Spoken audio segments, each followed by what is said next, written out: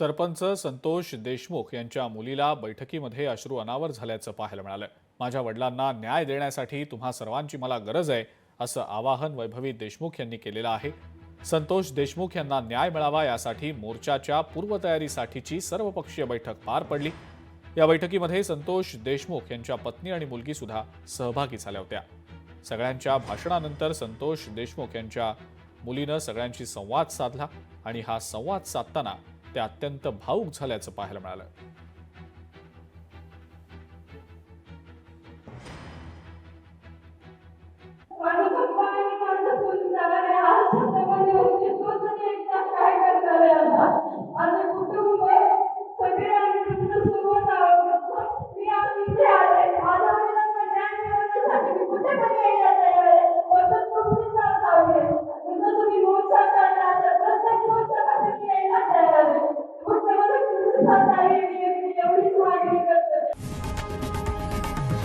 लोकशाही मराठी ऐका, पहा, जागरूक रहा।